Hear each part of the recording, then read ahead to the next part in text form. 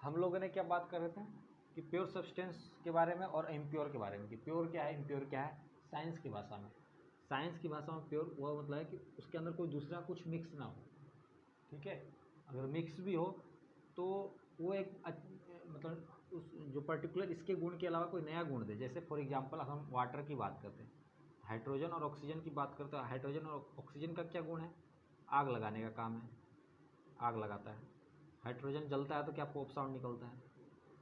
लेकिन जब इन दोनों से मिलके क्या बनता है H2O, तो क्या होता है, ये आग को बुझाता है। तो ये प्रॉपर्टी तो अलग हो गया ना, ना ही इसको जलाने से क्या होता है पॉप साउंड निकलता है पानी को, है ना।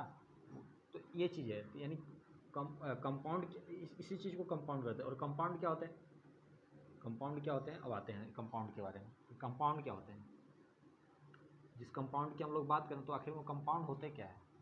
तो जो कंपाउंड है ना, देखो क्या होते हैं कंपाउंड। कंपाउंड जो एटम्स होते हैं ना, वो डेफिनेट प्रोपोर्शन में एक दूसरे से जुड़ते हैं, ठीक है। डेफिनेट प्रोपोर्शन से जुड़ के एक कॉम्प्लेक्स बनाते हैं, जिसको हम लोग कंपाउंड कहते हैं, जिसे हम यौगिक कहते हैं। जैसे H2 हो गया, CO2 हो गया, NaCl हो गया, ये सारे क्या हैं, कंपाउंड हैं। यानी हमेशा Na और Cl क्या है, एक डेफिनेट प्रोपोर्शन में ही जुड़ेंगे। और इनके गुण क्या है, अलग है। जैसे कार्बन का गुण अलग है और ऑक्सीजन का गुण अलग है और कार्बन डाइऑक्साइड का गुण अलग है, ठीक है। तो पर्टिकुलर एटम का गुण अलग है, लेकिन जो उससे बनने वाले जो चीज़ बनते हैं उनके गुण भी अलग होते हैं। इसको हम कंपाउंड कह रहे हैं, ठीक है। क्यों कंपाउंड कह रहे हैं, क्योंकि एक से ज़्यादा एटम आ चुके हैं, ठीक है। एक से ज़्यादा एटम आ चुके हैं, इसलिए कंपाउंड कहते हैं, समझा। ये सिंगल है, ये सिंगल है, ये सिंगल है, इसको हम मोनोएटॉमिक कह सकते हैं, मोनोएटॉमिक मॉलिक्यूल कह सकते हैं। इसको क्या, देखो 3 है तो ट्राई एटॉमिक कह सकते हैं। उसी तरह अगर H2 होता तो इसको डाई एटॉमिक कह सकते थे। तो ये कुल मिला के क्या है, ये प्योर है, ठीक है। घूम फिर के क्या है, ये प्योर सब्सटेंस हुआ। इनमें कोई अच्छा अदर मिक्स नहीं है, ठीक है। ये डेफिनेट प्रोपोर्शन में इसमें मिक्स है। अब जैसे कहोगे कि हाइड्रोजन में तो वाटर में तो क्या हाइड्रोजन भी ऑक्सीजन भी मिक्स है, लेकिन ये मिक्स होने के बाद जो गुण हैं इनके ना, ना तो हाइड्रोजन से मैच करते हैं और ना ही ऑक्सीजन से मैच करते हैं। ये एक्चुअल में एक नया चीज़ ही है, एक नया चीज़ है, नया गुण वाला है। इस कारण से ये कंपाउंड है और ये मतलब प्योर सब्सटेंस में, इस कारण से ये क्या है, प्योर सब्सटेंस में। अब जब इम्प्योर की बात करते हैं तो इम्प्योर क्या हुआ, मिक्सचर्स हुआ। इम्प्योर क्या हुआ, मिक्सचर्स होते हैं। मिक्सचर्स क्या होते हैं, इम्प्योर होते हैं, ठीक है। अब ये इम्प्योर कैसे होते हैं, जब सॉलिड की दो अवस्थाओं को मिला देते हैं या लिक्विड की किसी भी अवस्थाओं को मिला दो, इन दो सब्सटेंस को मिला दो, ये अकेला है, ये भी अकेला है ना, है ना। देखो NaCl यहाँ पर अकेला है, वाटर यहाँ पर अकेला है, इसलिए प्योर है। और मैं इन दोनों को उठाऊँ, ये क्या हो गया, वाटर, और NaCl किसमें मैं डाल दूँ तो क्या हो गया, ये मिक्सचर हो गया। शरबत तो हो गया, शरबत नहीं हुआ, नमक पानी हो गया, ठीक है। तो नमक पानी हो गया, ये साल्ट वाटर हो गया, और ये क्या है, मिक्सचर है। यानी लगभग दो, क्योंकि इसमें आपने कुछ मिलावट कर दिया, कुछ तो मिलावट हो गया ना। पहले अकेला था तो प्योर था, लेकिन जैसे ही कुछ और अदर पार्टिकल मिला दिए तो क्या हो गया, मिलावट हो गया। उसी को हम लोग मिक्सचर कहते हैं। तो मिलावट भी किस तरह से होता है, दो तरीके से होता है। मिलावट भी किस तरह से होता है, दो तरीके से होता है। वो दो तरीका क्या है, पहला तरीका क्या है और दूसरा तरीका क्या है। पहला तरीका है होमोजीनस मिक्सचर, मतलब जब हम मिलावट करेंगे तो क्या होगा, हाँ, यूनिफॉर्म कंपोजिशन होगा, यूनिफॉर्म कंपोजिशंस होंगे। यानी जब मिलावट करेंगे तो यूनिफॉर्म कंपोजिशन, जैसे अभी हमने जस्ट देखा क्या, यहाँ पे वाटर है और इसमें मैंने क्या किया, NaCl डाल दिया। NaCl मतलब साल्ट डाल दिया। साल्ट इसमें डालोगे तो क्या होगा, सॉल्यूशन इसके अंदर क्या हो जाएगा, पूरे सब तरफ फैल जाएगा, ठीक है। एक और मिलावट करने का क्या तरीका है, उसको बोलते हैं heterogeneous mixture, heterogeneous mixture, heterogeneous mixture, ठीक है। अब इसमें जो मिलावट होता है वो क्या होता है, नॉन यूनिफॉर्म होता है, non uniform composition, non uniform compositions होते हैं। समझ में आ रहा है इतना। अब जब ये नॉन यूनिफॉर्म कंपोजिशन कैसे होते हैं, जैसे मान लो यही वापस वाटर लो और इसमें मैं क्या भर दूँ, सैंड डाल दूँ, यानी रेत डाल दूँ, तो क्या होगा, पूरा एकदम मटमैला हो जाएगा और कुछ देर बाद क्या होगा, सैंड के पार्टिकल्स नीचे यहाँ पे आ जाएंगे और पानी ऐसे रहेगा। समझ में आ रहा है। तो इसका मतलब ये क्या है, ये पूरी तरह से मतलब यूनिफॉर्म यानी सब जगह नहीं फैला है, और ये सब जगह फैल गया। तो इसके जो एग्जाम्पल्स आते हैं मिक्सचर्स और हेट्रोजीनियस के मिक्सचर्स के एग्जाम्पल कहाँ कहाँ से आते हैं, 2-3 तरीके से आते हैं। पहला तो क्या होता है, जितने भी सॉल्यूशंस होते हैं ना, हम लोग पढ़े हैं सॉल्यूशंस टर्म सुने होंगे। ये सॉल्यूशंस जितने भी होते हैं वो सारे क्या होते हैं, होमोजीनियस मिक्सचर होते हैं। लेकिन इसके अलावा जो जितने भी क्या होते हैं, सस्पेंशंस और कोलोइडियल सॉल्यूशंस होते हैं, कोलोइड्स जिसको बोलते हैं, कोलोइड्स, वो क्या होते हैं, हेट्रोजीनियस मिक्सचर होते हैं। और आज हम मिक्सचर नहीं पढ़ रहे हैं, तो मिक्सचर के अंदर हम लोग इन तीनों के बारे में पढ़ेंगे, सॉल्यूशन, सस्पेंशन, कोलोइड्स। ठीक है, कोलोइड्स के एग्जाम्पल से क्वेश्चंस जरूर आते हैं। इतना समझ में आ गया। कंपाउंड को हम लोग एक बार फिर और पढ़ेंगे नेक्स्ट लेक्चर में, लेकिन अभी फिलहाल हम क्या पढ़ेंगे, सॉल्यूशन, सस्पेंशन, कोलोइड। यहाँ तक समझ में आ गया। एक बार फिर से रिवीजन कर लेते हैं क्या हम लोगों ने पढ़ा है। देखो, हम लोग पढ़ रहे हैं मिक्सचर्स एंड कंपाउंड के बारे में पढ़ रहे हैं।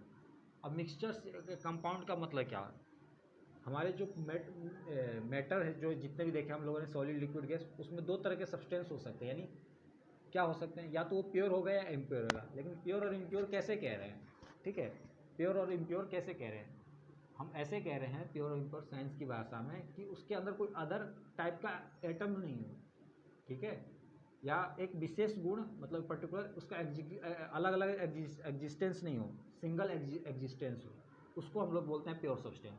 अब एलिमेंट की अगर बात करें तो जैसे आयरन है, तो आयरन का एक पर्टिकुलर खुद का एग्जिस्टेंस है और आयरन में खुद के ही एटम्स हैं, इसलिए ये क्या है, प्योर है। कंपाउंड की बात करें, इसमें तो 2 तरह के एटम्स जरूर है, एक कार्बन का एटम है, एक ऑक्सीजन का एटम है। यहाँ पे जैसे हाइड्रोजन का एटम है, ऑक्सीजन का एटम, ये तो जरूर है। लेकिन क्या दिक्कत है, ये एक पर्टिकुलर अलग ही गुण देते हैं, ना तो इसमें हाइड्रोजन का गुण है ना ही ऑक्सीजन का गुण है, ये एक अलग गुण है।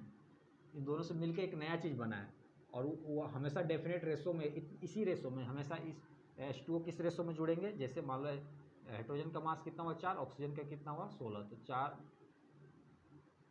देखो हाइड्रोजन 2 है तो 2 इसका मास हुआ, और ये ऑक्सीजन का 16 मास हुआ, तो 1:8। यानी ऑक्सीजन कहीं भी, ऑक्सीजन का कंपाउंड जहाँ भी बनेगा वहाँ पे वो 1:8 में ही जुड़ेंगे, और उनका एक स्पेसिफिक गुण होगा। इसलिए कंपाउंड भी क्या होते हैं, प्योर सब्सटेंस होते हैं। लेकिन अगर इम्प्योर की बात करें तो इम्प्योर का मतलब ही मिक्सचर होता है। मिक्सचर क्या हुआ कि 2 या 2 से अधिक कंपाउंड को मिला दे, 2 या 2 से अधिक स्टेट्स को मिला दे, ठीक है, या 2 से 3 मेटल को मिला दे। अगर डेफिनेट प्रोपोर्शन में नहीं मिले, मान लो जैसे H2 और ऑक्सीजन को मैं मिलाऊं और वो डेफिनेट प्रोपोर्शन में नहीं मिले, तो वो मिक्सचर से।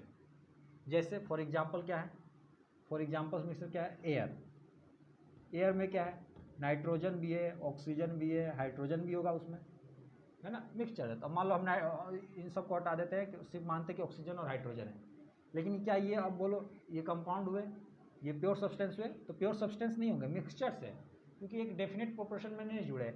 ऑक्सीजन का खुद का गुण है, हाइड्रोजन का खुद का गुण है, दोनों हवा में है, एक साथ है, मिक्स है, एक साथ दोनों मिक्स है, लेकिन डेफिनेट प्रोपोर्शन में नहीं है, जिसके कारण से ये कंपाउंड नहीं कहलाएंगे।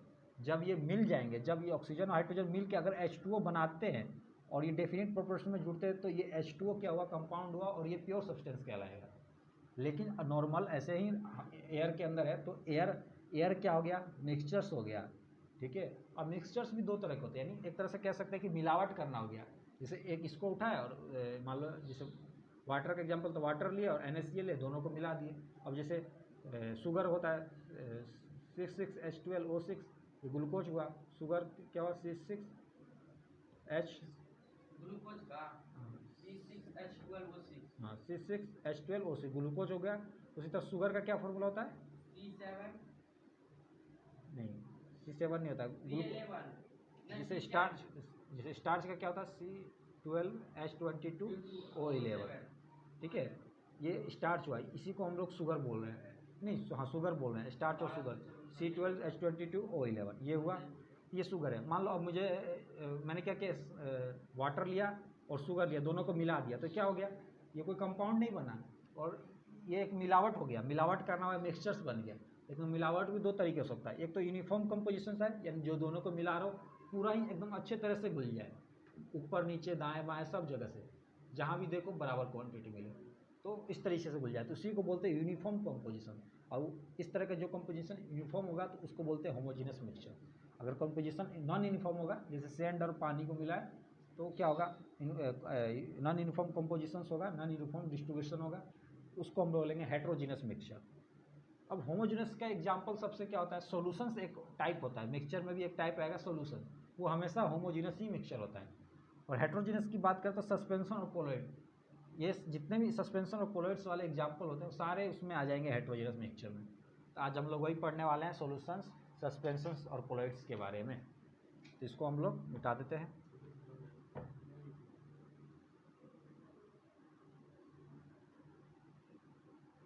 तो चलो, तो हम इसको क्या करते हैं, थोड़ा सा ऊपर से मिटा देते हैं।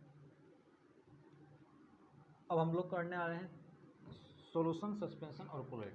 तो हम तीनों को एक साथ ही पढ़ेंगे, हम लोग तीनों को हम लोग क्या पढ़ेंगे, एक साथ ही पढ़ेंगे। और वो कैसे पढ़ेंगे, एक चार्ट बना के। मैंने क्या किया, सॉल्यूशंस को मैंने क्या किया, यहाँ लिख दिया, ठीक है, कि सॉल्यूशंस क्या होते हैं ताकि हमें याद हो जाए। फिर मैंने क्या लिखा, यहाँ पे कोलॉइड्स लिख दिया, ठीक है, और यहाँ पे मैंने लिख दिया सस्पेंशन। ये तीनों आ चुके हैं, ठीक है। अब हम बात करते हैं पहले कि ये मिक्सचर, तीनों तो मिक्सचर्स है, लेकिन किस तरह के मिक्सचर्स है। हम लोगों ने अभी जस्ट देखा कि सॉल्यूशंस क्या है, होमोजीनस मिक्सचर्स है, अभी हम लोगों ने देखा ही। कोलॉइड्स क्या है, अभी हेट्रोजीनस में देखा, हेट्रोजीनस ये मिक्सचर हुआ, हेट्रोजीनस मिक्सचर है। और सस्पेंशन क्या हुआ, ये भी हेट्रोजीनस मिक्सचर्स हुआ, हेट्रोजीनस मिक्सचर हुआ। अच्छा, जो कोलॉइड्स होते हैं वो देखने में क्या है, होमोजीनस मिक्सचर की तरह होते हैं। जो कोलॉइड्स होते हैं हमेशा क्या होता है, हेट्रोजीनस मिक्सचर्स की तरह दिखते हैं, ठीक है। लेकिन ये क्या होता है, जो कोलॉइड्स होते हैं वो दिखने में क्या होते हैं, होमोजीनस मिक्सचर की तरह होता है, लेकिन ये क्या होता है, हमेशा हेट्रोजीनस मिक्सचर होते हैं। कोलॉइड्स का एग्जाम्पल में सबसे फेमस एग्जाम्पल क्या है, दूध। दूध जो पीते हैं वो क्या है, कोलॉइड्स का ही एग्जाम्पल है, ठीक है। ये बताने का तरीका, इसके एग्जाम्पल्स को भी हम लोग देखेंगे कि कैसे होता है, ठीक है। अब जो हम लोग बात कर रहे हैं इसके साइज, देखो इस पहले एग्जाम्पल्स को लास्ट में देखेंगे, कैसे क्या एग्जाम्पल होते हैं, इसको हम लोग पहले देखते हैं। अब जो सॉल्यूशंस के अंदर जो पार्टिकल्स है, क्योंकि सॉल्यूशंस तो दो चीज़ों से मिला के बना रहे हैं ना, मिक्सचर तो दो या दो से अधिक चीज़ों को मिलाओगे तभी मिक्सचर्स बनेगा।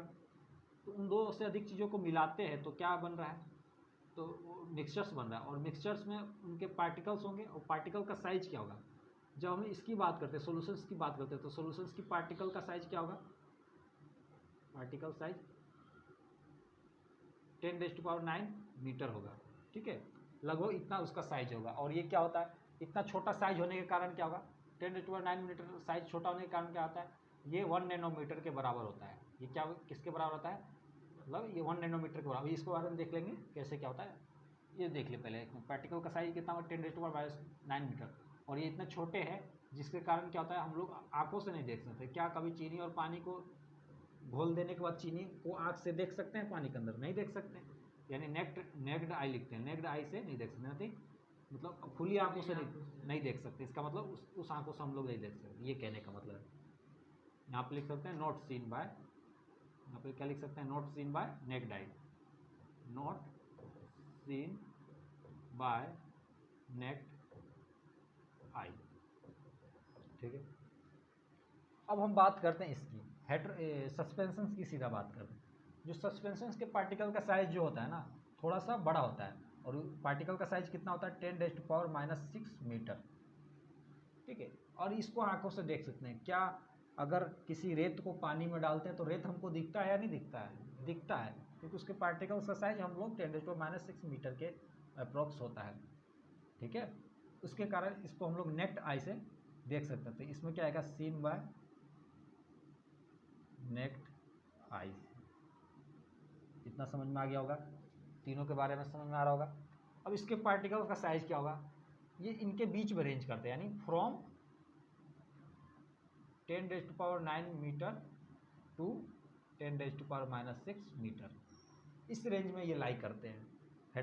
कोलॉइड्स के जो पार्टिकल्स के साइज जो होते हैं इस रेंज में लाई करते हैं। इतना समझ में आ रहा होगा, यानी लगभग अप्रोक्स क्या हो सकता है, 10⁻⁷ मीटर के लगभग हो सकता है।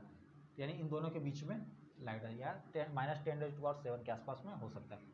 और क्या इसको भी आंखों से देख सकते हैं? तो बिल्कुल नहीं देख सकते हैं, नॉट सीन बाय, क्योंकि पार्टिकल्स छोटे हैं, तो not seen by naked eyes. यहाँ तक तो समझ में आ गया होगा। अब हम इसके आगे और कुछ चर्चा करते हैं, ठीक है, इसके बारे में। इसके पार्टिकल्स के बीच में ना अगर हम लाइट पास करते हैं ना, तो लाइट को क्या कर देता है? शो नहीं करता है, ठीक है। लाइट को ये मतलब लाइट को स्कैटर नहीं करता, ये कहने का मतलब। जैसे मान लो मैंने ये इसके अंदर क्या है, मैंने कोई सॉल्यूशंस भर दिया, मान लो मैंने चीनी पानी बन दिया, यानी साल्ट सोल्यूशन भर दिया, नमक सोल्यूशन, साल्ट सोल्यूशन भर दिया। अब मैं यहाँ से क्या करूँ? मैं टॉर्च पास करूँ, यहाँ से मैं क्या करूँ? लाइट पास करूँ। ये क्या होगा? इसके पार्टिकल्स के साइज इतने छोटे हैं ना, ये लाइट को क्या करेगा? स्कैटर नहीं कर पाया, नॉट स्कैटर्ड लाइट, ठीक है। ये लाइट को क्या करता है? स्कैटर नहीं करेगा, नहीं फैला नहीं पाएगा। तो क्या होगा? जो ये लाइट जो है ना, रोशनी जो इसके आर पार निकल जाएगा, और यहाँ पे हमको कुछ नहीं दिखेगा, खाली दिखेगा। कभी करके देखना, ठीक है। जब ये लाइट को स्कैटर नहीं करता है ना, तो इसी कारण से क्या कहते हैं, ये टिंडल इफेक्ट शो नहीं कर पाता। ये क्या करता है? टिंडल इफेक्ट शो नहीं कर पाता। Tyndall effect not show, Tyndall effect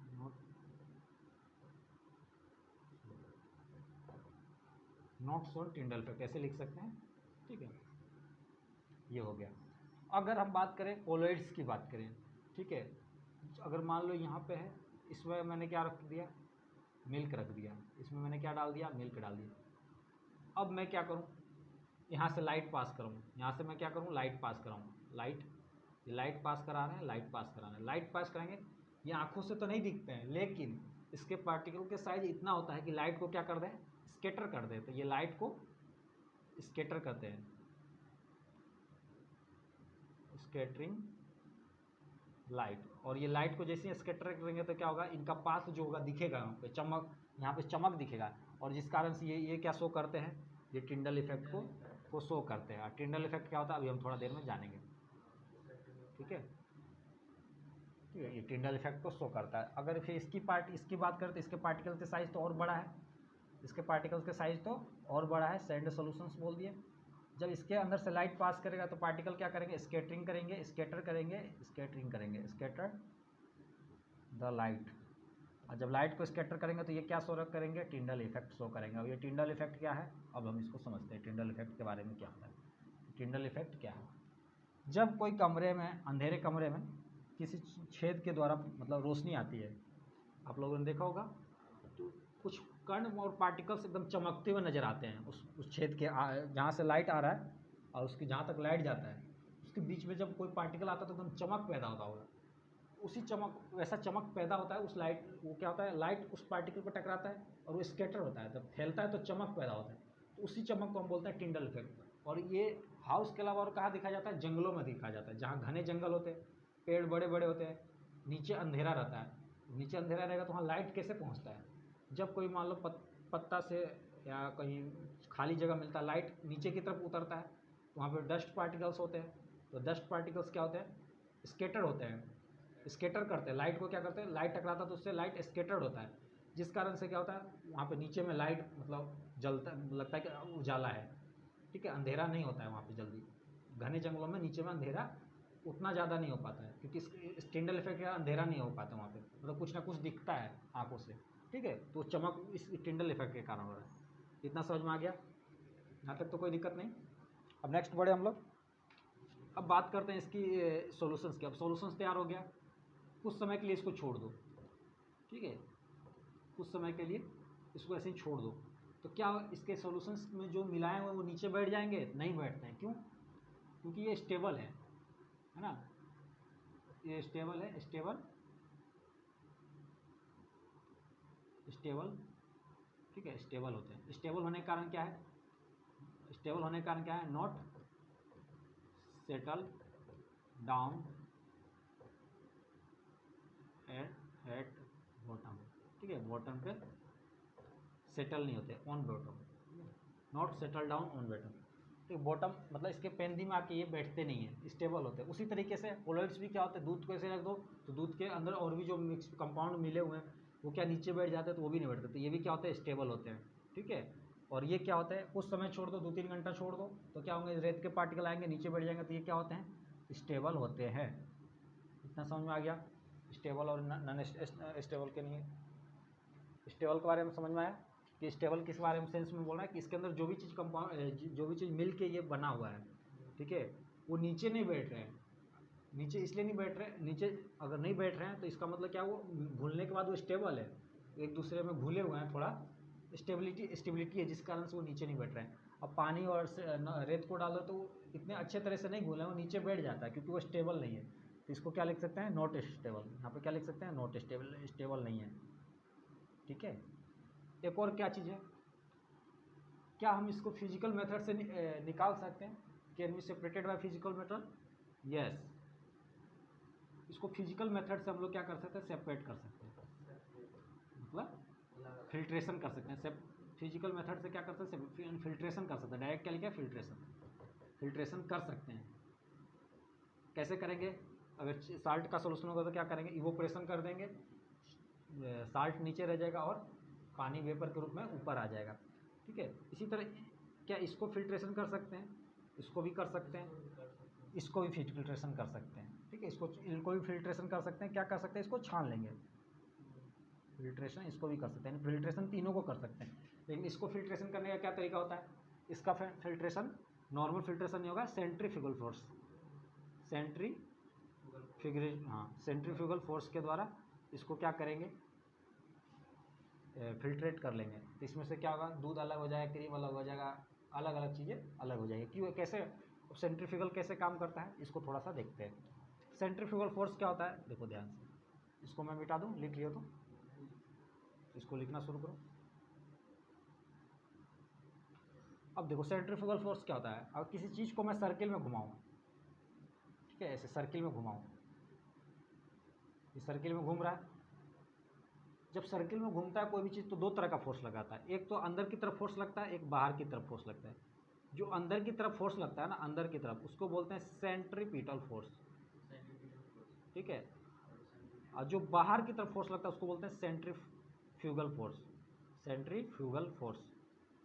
ठीक है, यही चीज़ है। तो जो दही से हम लोग मक्खन निकालते हैं ना, किससे निकालते हैं, मटके के अंदर उसको घुमाते हैं। जैसे ही घुमाएंगे तो क्या होगा, उसमें जो सेंट्रीफ्यूगल फोर्स क्या करेगा, क्रीम को बाहर निकाल देगा, बाहर की तरफ फेंकेगा, तो दूध से क्या होगा, क्रीम अलग हो जाता है। इसी तरह कोलॉइड्स को हम लोग क्या कर सकते हैं, डिफरेंट आकार से हम लोग कर सकते हैं। तो इसको नोट कर लो, यहाँ तक किसी कोई दिक्कत नहीं, कोई कन्फ्यूजन नहीं, इसको नोट करो अच्छे से।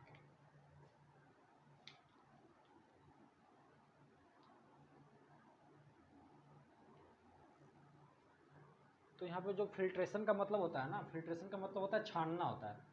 लेकिन क्या हम चीनी पानी को छानेंगे तो अलग हो पाएगा, तो नहीं हो पाता है। ठीक है, इसको छानने, फिल्ट्रेशन से हम लोग सेपरेट नहीं कर सकते हैं। ठीक है, फिल्ट्रेशन से सेपरेट नहीं कर सकते, लेकिन फिजिकल मेथड से करते हैं, जैसे इवोपरेशन से कर सकते हैं। ठीक है, तो फिल्ट्रेशन से नहीं कर सकते, लेकिन किससे कर सकते हैं, इवोपरेशन से कर सकते हैं, फिजिकल प्रोसेस से कर सकते हैं। Physical process, other physical process है, ये भी फिजिकल प्रोसेस हुआ, अदर फिजिकल प्रोसेस से क्या कर सकते हैं, उसको सेपरेट कर सकते हैं। ये लिख लेना एक बार, फिल्ट्रेशन कर सकते हैं। ठीक है, एक चीज़ ये हो गया। तो इसको थोड़ा सा मैं रब करता हूँ, यहाँ पे थोड़ा सा इम्पोर्टेंट चीज़ है।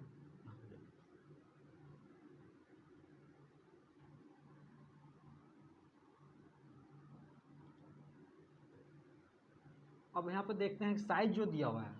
ठीक है, पार्टिकल का जो साइज दिया है, यहाँ पे तो मीटर में दिया है, कभी नैनोमीटर में पूछ ले, कभी मिलीमीटर में पूछ ले, कभी कुछ किसी और कोई और यूनिट में पूछ ले, तब तो दिक्कत हो जाएगा ना, क्योंकि हम तो एक ही चीज़ रटे हुए हैं कि मीटर में इतना है, तो फिर नैनोमीटर में पूछ ले, माइक्रोमीटर में पूछ ले, तब कैसे बताएंगे, तब तो दिक्कत हो जाएगा। तब हमको एक याद रखना पड़ेगा, क्या, एक चीज़ याद रखना, ट्रिक याद रखना है। क्या है वो ट्रिक है, PNMMCD।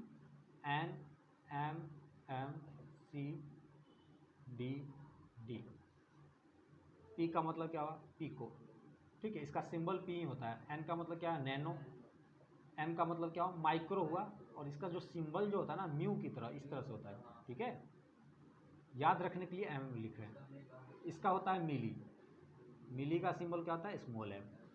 सी का क्या होगा, सेंटी, इसका क्या होता है, सी होता है, तो ये क्या होगा, डेसी, डेका, डेसी हो गया, और फिर ये क्या हो गया, डेका, ठीक है, इसका स्मॉल डी और शायद इसका कैपिटल, इसका इसका ये समझ लो, पहले इसका यहाँ तक काम है, ठीक है, हमको डेसी तक काम है, इतना समझ आए, या फिर सेंटीमीटर तक ही काम है, इसको भी मिटा देते हैं।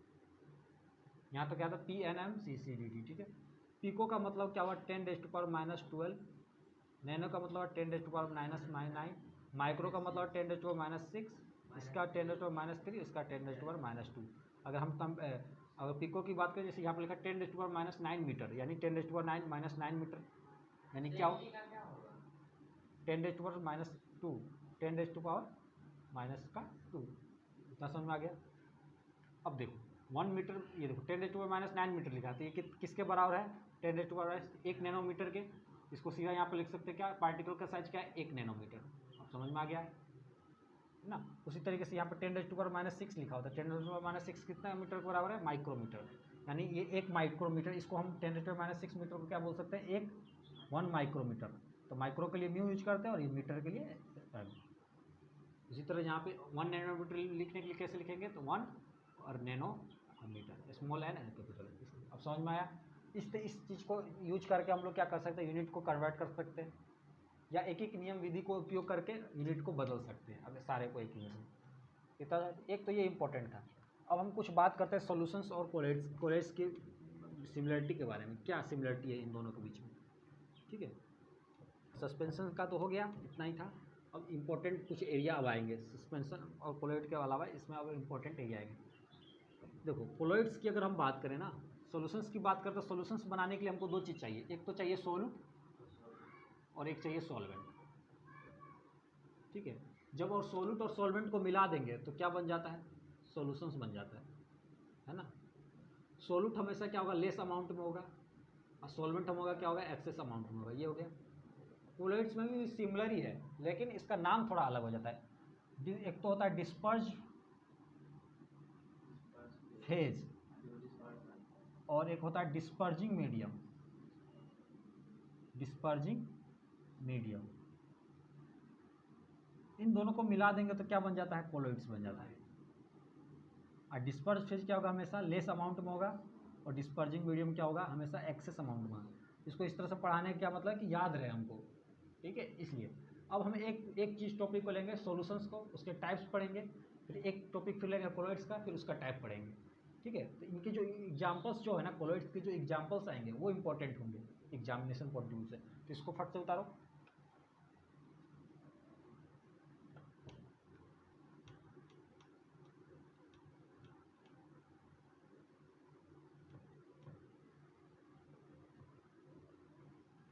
तो हम बात करते हैं अब क्या चीज़ का पढ़ने वाले हैं, टाइप्स ऑफ सॉल्यूशंस, यानी सॉल्यूशंस के टाइप्स पढ़ने वाले हैं हम लोग, ठीक है।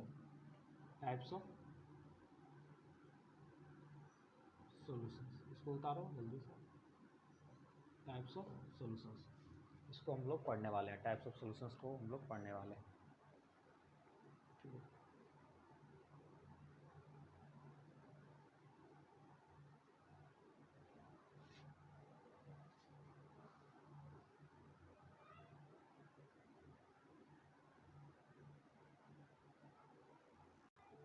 तो अब हम लोग क्या बात करते हैं, टाइप्स ऑफ सॉल्यूशंस के बारे में बात करते हैं। तो हम लोगों ने क्या देखा, एक तो हमको सोल्यूट चाहिए, और एक हमको क्या चाहिए, सॉल्वेंट चाहिए, यही हम लोगों ने देखा।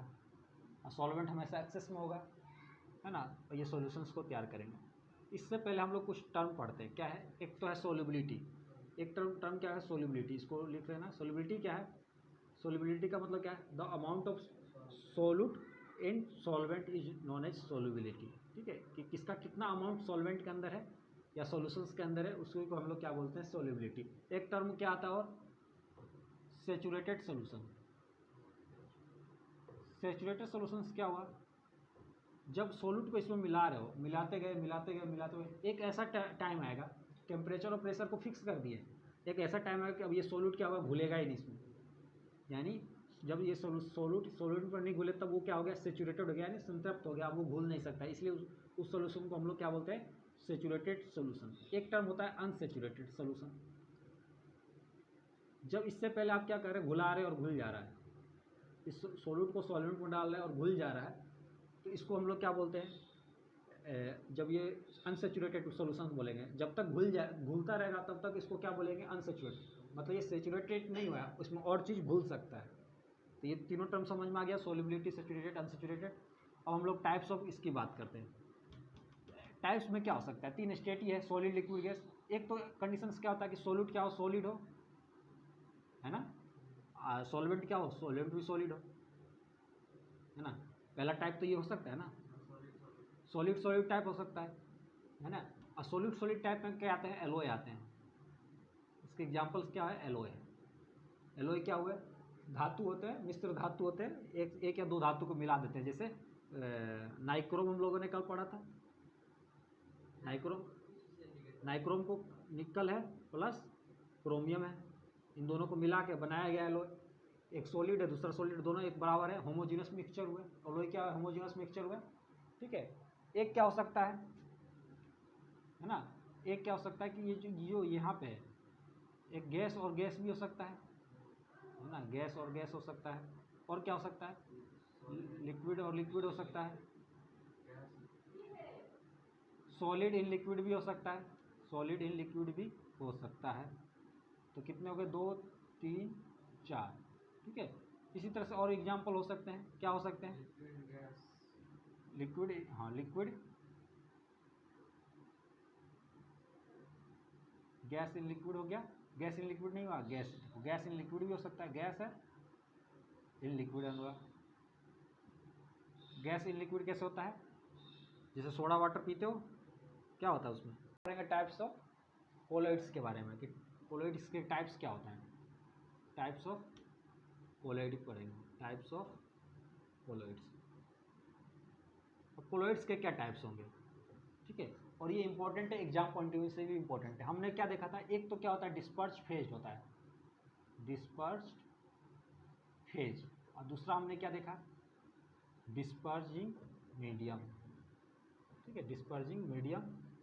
और जब इन दोनों से जो सॉल्यूशंस, इन दोनों से जो टाइप बनेगा, कोलॉइड का जो टाइप बनेगा उसका नाम कुछ होता है, टाइप, ये इंपॉर्टेंट नाम है, और उसके साथ साथ में एग्जाम्पल, कि एग्जाम्पल क्या है, ये इंपॉर्टेंट चार्ट है, इसको याद रखना भी जरूरी है।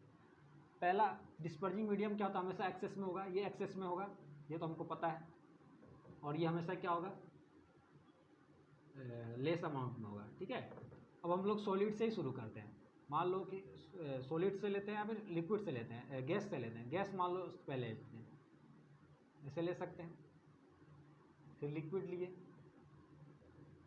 फिर लिक्विड लिए, फिर लिक्विड लिए,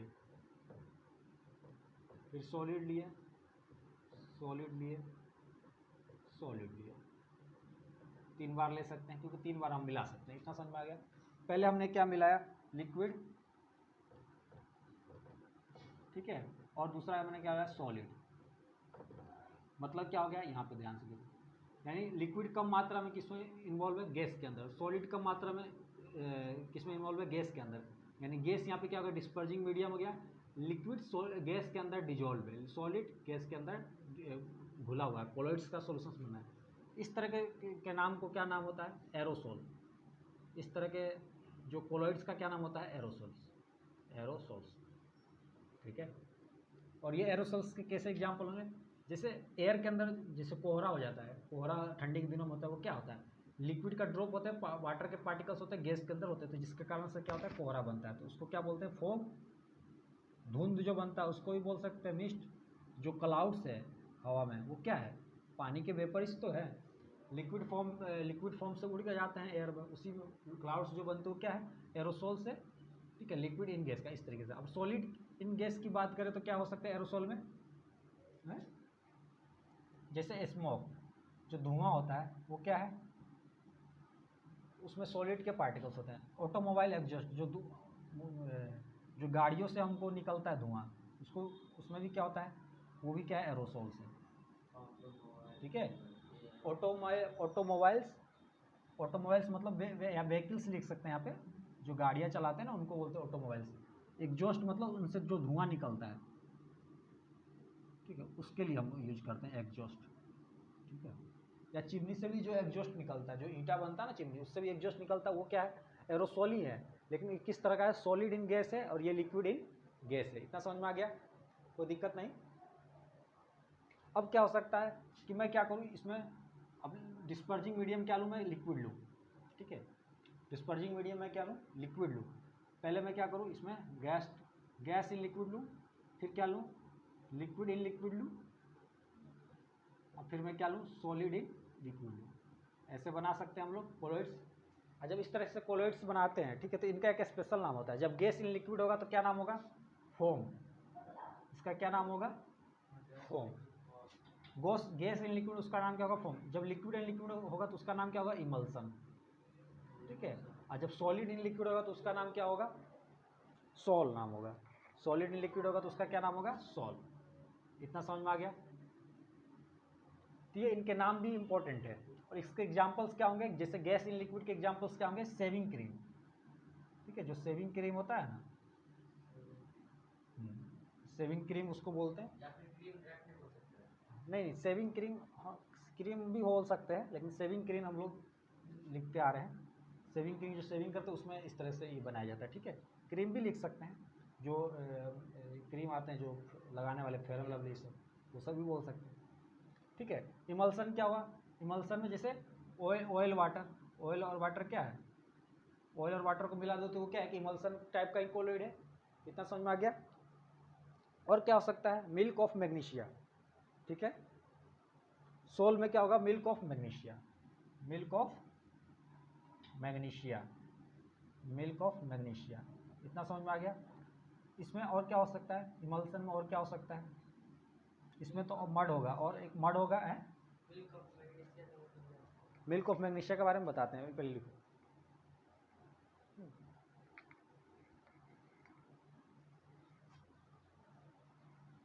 अच्छा, जो फेस क्रीम होते हैं ना वो इसमें आते हैं, इमल्सन्स में आते हैं।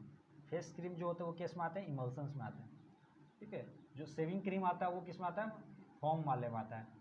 और जो फेस वाले क्रीम आते हैं वो किस में आते हैं, इमल्सन्स में आते हैं। इतना समझ में आ गया। अब आते हैं इस वाले चैप्टर पे, इस वाले पे। गैस इन सॉलिड हो सकता है, लिक्विड इन लिक्विड ले सकते हैं, और सॉलिड ले सकते हैं। इतना समझ में आ गया। यानी डिस्पर्जिंग मीडियम तो क्या है, सॉलिड है, और डिस्पर्ज फेज ये है, यानी लेस अमाउंट में होंगे। यानी गैस इन सॉलिड होगा, लिक्विड इन लिक्विड होगा, सॉलिड इन सॉलिड होगा। जब सॉलिड इन सॉलिड होता है इसको क्या नाम देते हैं, सॉलिड सॉल। इसको क्या नाम देते हैं, सॉलिड सॉल। ये इंपॉर्टेंट है, इसको नोट डाउन कर लें, ठीक है। जब लिक्विड इन सॉलिड होगा तब इसका क्या नाम होगा, तब इसका नाम होगा जेल, ठीक है। तब इसका नाम क्या होगा, जेल। इसका क्या नाम होगा, जेल, ठीक है। और जब गैस इन लिक्विड होगा तो इसका नाम क्या होगा, फोम। इसका भी नाम क्या होगा, फोम, ठीक है। अब बात करते हैं इन चीज़ों की। इतना समझ में आ गया, सॉलिड सॉल्ट। अब इसके एग्जांपल्स की बात करते हैं कि एग्जांपल्स में क्या है। जब जेल की बात करते हैं तो जो बटर होते हैं, चीज़ होता है, चीज़ होता है, वो सब, ये सब क्या है, जेल के अंदर आते हैं, ठीक है। सॉलिड सोल की बात करें तो किस में आता है, जेम स्टोन, और क्या होंगे, जेम स्टोन। जेम स्टोन एक पत्थर भी होता है, जैसे पत्थर होता है, कलर्ड जेम स्टोन होता है, सजावट के लिए जो डालते हैं, ठीक है। मिल्की ग्लास भी हो सकता है इसमें, सॉलिड सोल में क्या होगा, मिल्की ग्लास। इतना समझ में आया। अब बात करते हैं गैस इन सॉलिड की। तो गैस इन सॉलिड के अंदर क्या क्या होंगे, गैस इन सॉलिड के अंदर क्या क्या होंगे, देखो, जैसे स्पॉन्ज होता है ना, स्पॉन्ज तो सॉलिड होता है, उसके अंदर हवा ट्रैप हो जाता है, उसको दबाते तो क्या होता है, पचक जाता है, फिर छोड़ देते तो हवा भर जाता है, तो वो क्या हुआ, गैस इन सॉलिड। स्पॉन्ज हुआ, रबड़ हुआ, है ना। इस तरह के एग्जांपल्स इसमें हो सकते हैं। और क्या एग्जांपल्स हो सकते हैं इसमें, मड हो सकता है, फोम हो सकता है। एक फोम आता है, फोम भी तो आता है ना, ऐसे मड हो जाएगा। हाँ, इसमें भी मड होगा, इसमें भी मड होगा, ठीक है। इतना हो गया, इसको पहले नोट करो, तो इसको नोट कर लो। तो आज इसको कलर्ड जेम स्टोन बोलते हैं, जेम स्टोन है, कलर्ड जेम स्टोन, ठीक है, कलर्ड जेमस्टोन। तो आज के लेक्चर में इतना ही। हम लोग कल और पढ़ेंगे इसके नेक्स्ट टॉपिक कि जो बच रह गया। ठीक है, इसमें तो सारा चीज़ हो गया है। नेक्स्ट टॉपिक में हम लोग क्या पढ़ेंगे, एटम्स, एलिमेंट, कंपाउंड, ये सब पढ़ेंगे। ठीक है।